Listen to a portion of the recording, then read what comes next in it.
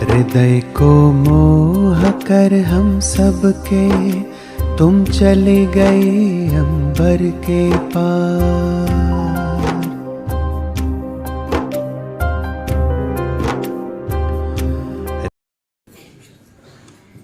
आप सबको जैसे कि पता है, आज हमारी आदरणीय दादी जी गुलजार दादी जी का द्वितीय पुण्य स्मृति दिवस है।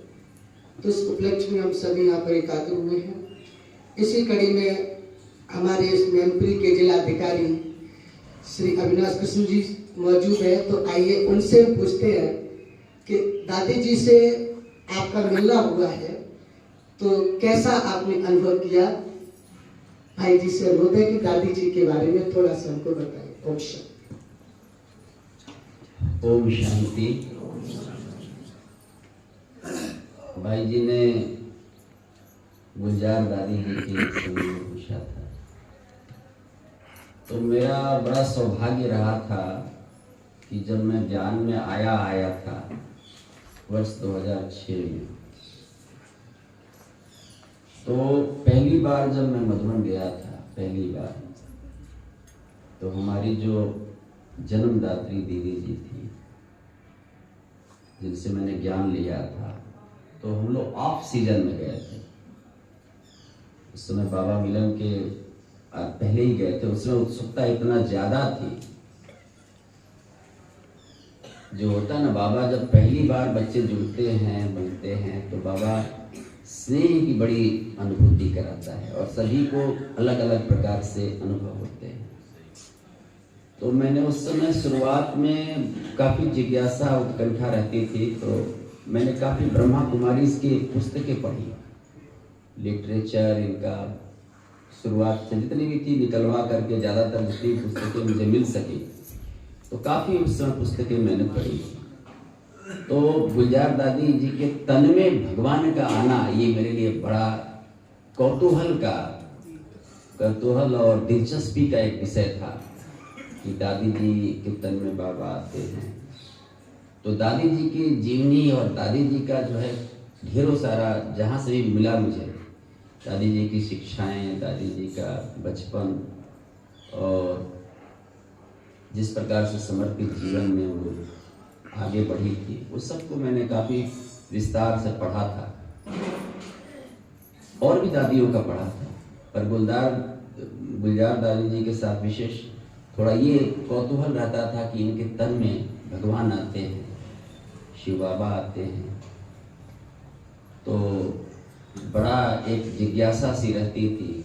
तो ऑफ सीजन में हम लोग जिस साल ज्ञान में मैं आया था, तो दीदी जी ने कहा था कि मधुबन चलिएगा। तो हम सब परिवार के साथ, बल्कि गर्मियों में ज्ञान सरोवर में हम लोग गए थे। तो सबसे पहले तो जो बड़ी दादियों में से मनोहर इंदिरा दादी से मेरी मिलने का सौभाग्य मिला था। तो ऐसी जो आदि स्वरूप आत्माएं थी, उनकी, दादी जी के बहुत सानिध्य में थोड़ी देर बैठने का, उनकी दृष्टि लेने का, उनका वरदान लेने का सौभाग्य मुझे मिला था मनोहर इंदिरा दादी जी का। ज्ञान सरोवर में तब दादी जी रहती थी और वहाँ पर मुरली क्लास चलाती थी। फिर उसके बाद कुछ दिन तक हम लोग ऊपर ज्ञान सरोवर में रहे। तो फिर ये था, मुझे काफ़ी बेचैनी थी। पांडव भवन तक तो हम लोग आए थे, वहाँ से नक्की झील वगैरह थोड़ा घूमने फिरने का भी साथ साथ किए थे, लेकिन दिलचस्पी ये रहती थी कि कब शांतिवन नीचे चलें तो गुलजार दादी जी से भी मिलने का हो। या जानकी दादी जी भी उस समय थी, प्रकाशमणि दादी जी भी थी, अस्वस्थ रहती थी। तो यात्रा के आखिरी पड़ाव पर हम लोग को जाना था, स्टे करना था शांतिवन में। तो जब हम लोग लौटने लगे तो फिर शांतिवन गए, वहाँ रुके थे।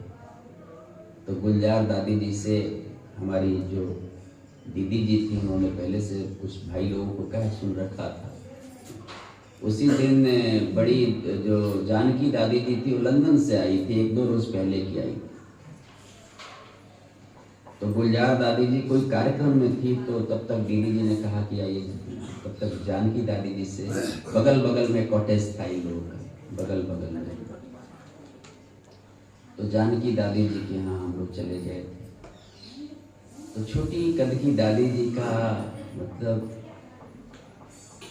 पहला मिल देखने से ही इतना भाव विह्वल मन हुआ और इतना अपनापन का अनुभूति हुई। दादी जी पास में बैठाई, हाथ पकड़ के भी बैठाई, टोली दिया, तो कुछ बातचीत हुई। दादी जी ने वरदान दिया वहाँ से आकर के। तब फिर बताया किसी ने आकर हमारी दीदी जी को कि गुलजार दादी आ गई हैं और फिर वो जाएंगे किसी कार्यक्रम। तो फिर वहाँ से कि गुलजार दादी जी से भी मिलना हो जाए, तो इसलिए दीदी ने हम लोगों को लेकर के गुलजार दादी के कॉटेज में आए। तब तक दादी प्रोग्राम के लिए निकलने ही वाली थी, खड़ी हो गई थी कमरे में। जैसे पहुँचे हम लोग तो जैसे ऐसा लगा कि अब, क्योंकि अगले दिन ट्रेन था, रात में ही बल्कि ट्रेन था, तो अगर अभी दादी नहीं मिलती तो प्रोग्राम के बाद नहीं मिलती। तो मुझे ऐसा लगा पहले कि, और देखने से जैसे लगा सफ़ेद वस्त्र में गुलजार दादी जी को, मुझे देखने से लगा कि जैसे कोई रुई होता है ना, कॉटन का कोई एक ऐसा, मुझे पहला जो एक इम्प्रेशन लगा कि रुई की एक कोई प्रतिमा बना करके मुस्कुराते हुए गुलजार दादी जी ने तो बुलाया कि अच्छे आ जाओ आप लोग बैठ। फिर दादी जी जब जाने को थी बैठ गई। थोड़ा हम लोगों से, हमारा से भी बातचीत करके पूछा, हमको ज्ञान में आने के लिए, बाबा का बच्चा बनने के लिए मुबारकबाद दी। और दादी जी ने टोली दिया, कोई बहन जाती टोली दिया। टोली देते वक्त उनकी उंगली मुझे याद है अभी भी कि दादी जी की उंगली मेरी हथेली को स्पर्श हुई, और वो जो स्पर्श होने की अनुभूति थी इतने सालों के बाद भी मुझे बहुत अच्छे से आज भी याद है कि वो जो करंट हम लोगों को, हमको अनुभूति हुआ था। ऐसे लग रहा था जैसे हमारे शरीर का भी सारा भार, जैसे थोड़े क्षण मात्र के लिए लगा कि हमारे शरीर में कोई वजन ही नहीं है। ऐसा लगा जैसे कि अभी तो दादी को देख रहा था तो मुझे लग रहा था कि रुई का कोई बनी हुई कोई इस तरह की प्रतिमा है। जब बोले तो लगे कि हाँ कोई शरीर है। थोड़ी देर के लिए चुप हो तो ऐसे ही मुझे लगे, लेकिन जब टोली दे रही थी तो मुझे अपने को लगा कि मेरा तो शरीर में जैसे कुछ भार ही नहीं है, 0 किलोग्राम का कोई ऐसे इंसान लगे। फिर थोड़ी देर के बाद अनुभूति हुआ कि नहीं वो तो वैसे ही, लेकिन एक क्षणिक अनुभूति। तो इतनी महान आत्मा जो कि ये मेरा अपना आप लोगों से सच्चे रूप में किया गया वो था, इसलिए मैंने ये बात को शेयर किया कम कि बाबा कहता है कि बच्चों से बाप का परिचय होना चाहिए। सन शोज फादर, जो बच्चे हो पिता को। मैंने देखा दादी जी को कि जबकि बाबा नहीं था तो भी दादी जी की देखने से ऐसा अनुभूति होता था कि कोई इंसान नहीं, हाड़ मांस, ऐसा लगता था कोई फरिश्ता है।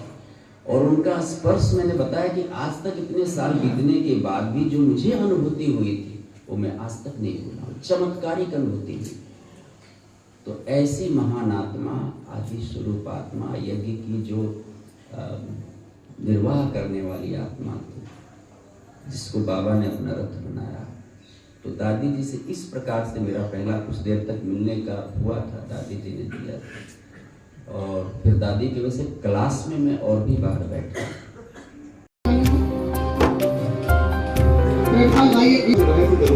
हृदय को मोह कर हम सबके तुम चली गई अंबर के पार, कभी भूल ना पाएंगे हम आपका देव रूहानी प्यार, कभी भूल ना पाएंगे हम आपका देव रूहानी प्यार। ओ प्यारे दादे गुलजार, ओ मीठे दादे गुलजार, ओ प्यारे दादे गुलजार, ओ मीठे दादे गुलजार।